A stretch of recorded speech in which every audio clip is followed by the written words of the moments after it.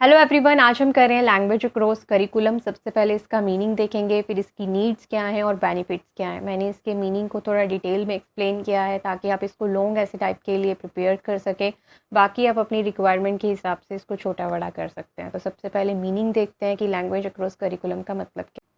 अब language across curriculum का meaning हम नैरो सेंस में देखेंगे और वाइडर सेंस में इसका क्या मतलब है। नैरो सेंस में इसका मतलब है कि फैसिलिटेट करना use of language in a variety of meaningful context. इसका क्या मतलब है कि लैंग्वेज का जो यूज़ है वो मीनिंगफुल कॉन्टेक्स्ट के अंदर हो, मीन्स उसको किसी चीज़ से रिलेट करके समझाया जाए, जैसे कि कहानी के फॉर्म में या फिर किसी टॉपिक के फॉर्म में। मीन्स एक टॉपिक बच्चे को दे दिया जाए, मान लो वो हिस्ट्री से रिलेटेड है या कोई स्टोरी सुनाई जा रही है या साइंस का कोई टॉपिक है, उसमें लैंग्वेजेस को इनपुट करना मींस लैंग्वेज को इंटीग्रेट करना, ऐसे ऐसे वोकेबलरी, ऐसे ऐसी उसके अंदर जो टेंसेस हैं वो इनपुट करना, ताकि बच्चा वो साइंस का टॉपिक, एसएसटी का टॉपिक या फिर कोई भी स्टोरी है उसके साथ साथ वो लैंग्वेज को भी लर्न कर दे। इससे क्या होता है, जब हम संदर्भ में पढ़ते हैं, मीन्स स्टोरी के वे में पढ़ते हैं, किसी चीज़ को किसी चीज़ से लिंक करके पढ़ते हैं, तो वो चीज़ें हमें ज़्यादा समझ में आती हैं। जैसे कि डेली लाइफ की जो इंग्लिश है वो हमें ज़्यादा ऑब्जर्व कर पाते हैं एट कंपैरिजन टू जो न्यूज़पेपर की इंग्लिश होती है, तो क्योंकि वो हमारे संदर्भ में है, मीन्स हम उसको रिलेट कर पाते हैं।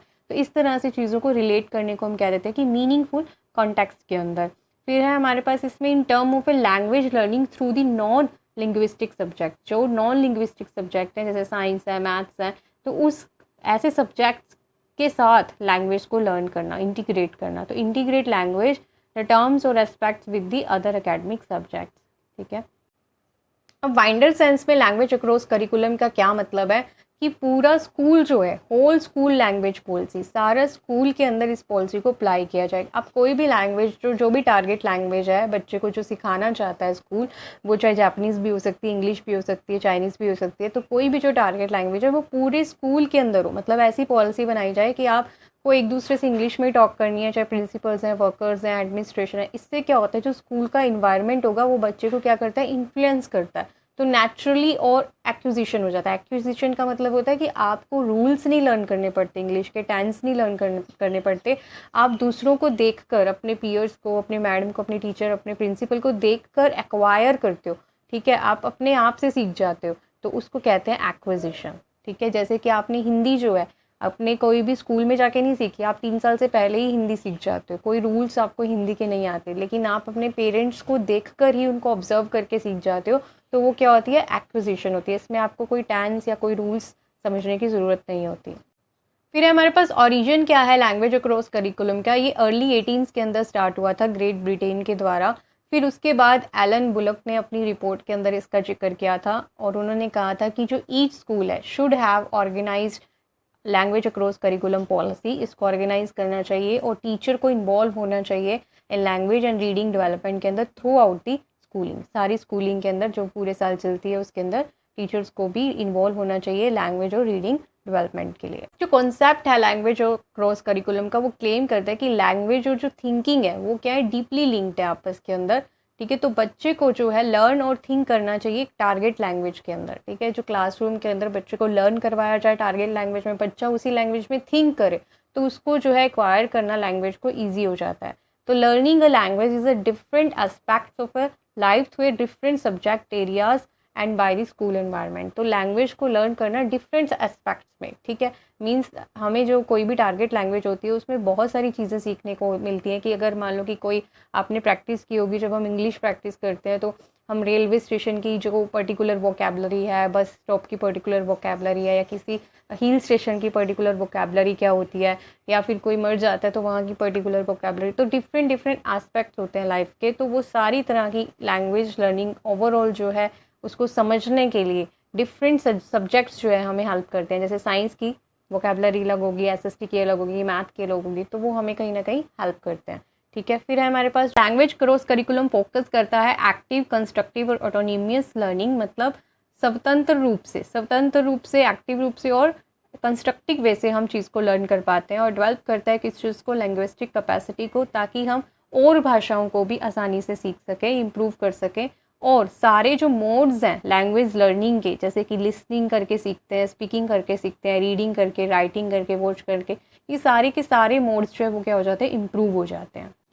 फिर है कि ये अप्रोच जो है वो बच्चे को प्रिपेयर करती है किस चीज़ के लिए, क्रॉस कल्चर और मल्टीलिंगुअल डिमांड को कंप्लीट करने के लिए, ताकि जो अपॉर्चुनिटीज़ हैं ग्लोबल सोसाइटी की उसको कंप्लीट किया जा सके। ठीक है, मतलब अगर हम कोई भी टारगेट लैंग्वेजेस को ईजी सीखना चाहते हैं तो स्कूल जो है, स्कूल का इन्वायरमेंट और जो लैंग्वेज करिकुलम हमारा एम है वो हमें बहुत हेल्प कर सकता है मल्टी लैंग्वेज सिखाने के।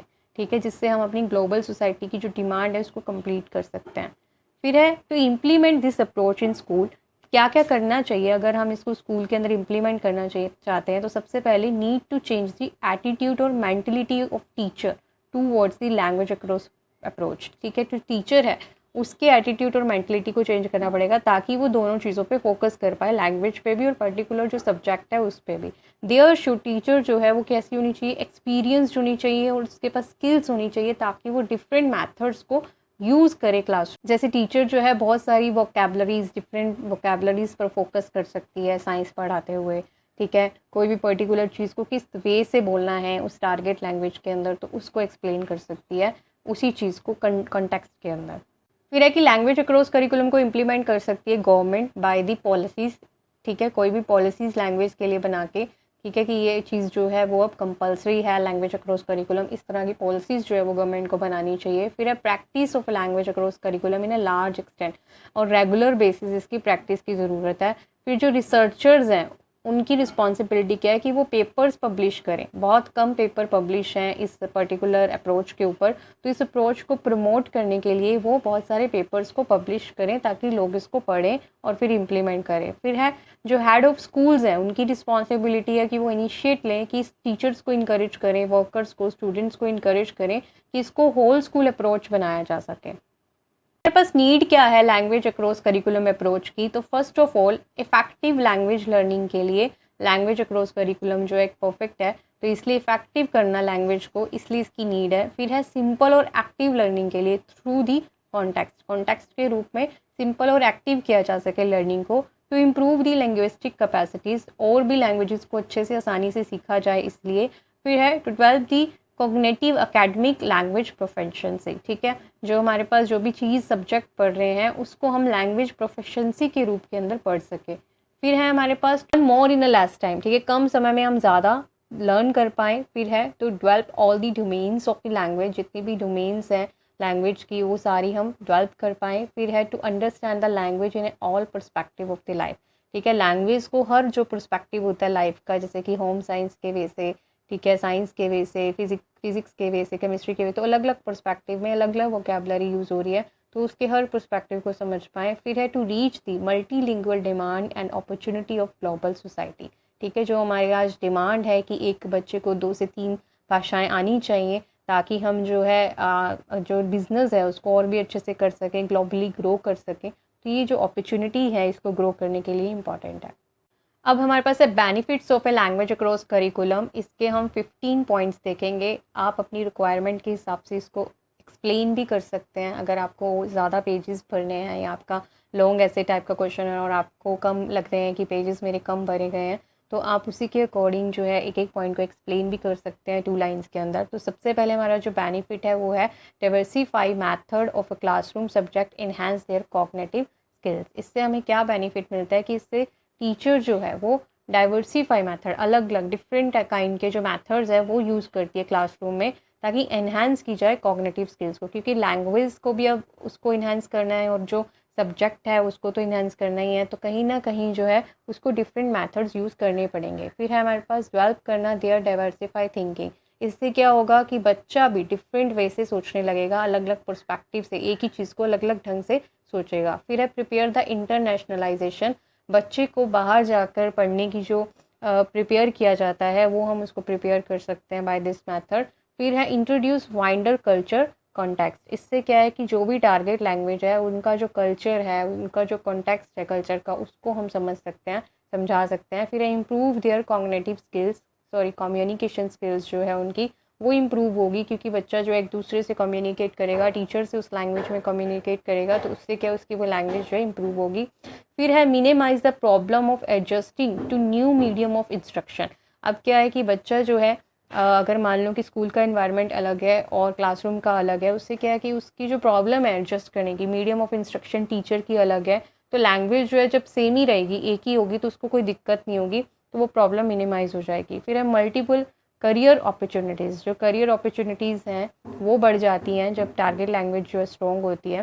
Teacher can teach subject more effectively, ठीक है, क्योंकि अलग अलग वोकेबलरी यूज़ करेगी और अलग अलग इंग्लिश की जो स्ट्रेटजीज़ हैं जब वो टीचर अप्लाई करती है किसी लैंग्वेज को और किसी भी सब्जेक्ट के अंदर, तो वो सब्जेक्ट जो है अपने आप में और भी ज़्यादा इफ़ेक्टिव हो जाता है, एक्सप्लेन करने में उसको और भी अच्छा लगता है। फिर improve overall and specific language competence, मतलब एक जो पर्टिकुलर लैंग्वेज है उसकी ओवरऑल डेवलपमेंट जो है हो पाती है। फिर है develop the multi language interest and attitude, ठीक है, डिफरेंट लैंग्वेजेस बच्चा सीखता है तो उससे क्या उसका इंटरेस्ट और उसका एटीट्यूड जो है वो इम्प्रूव होता है। फिर हमारे पास है इंक्रीज द लर्नर मोटिवेशन, कहीं ना कहीं उसमें कॉन्फिडेंस आता है जब वो उस लैंग्वेज में परफेक्ट होने लगता है। Introduce the wider culture context, ठीक है, उसको अलग अलग तरह का जो कल्चर है उसके कॉन्टेक्स्ट के बारे में पता चलता है। फिर है 4 school to ensure the organisational structure to formulate and implement language policy across the curriculum, ठीक है, इससे क्या है कि स्कूल जो है वो ऑर्गेनाइज कर पाता है स्ट्रक्चर को। जब ये पूरे स्कूल की एक ही पॉलिसी बन जाती है, एक ही लैंग्वेज बन जाती है, तो उसको बाकी सारी चीज़ें जो है ऑर्गेनाइज करने के लिए स्ट्रक्चर को फॉर्मुलेट करना ईजी हो जाता है, इम्प्लीमेंट करना।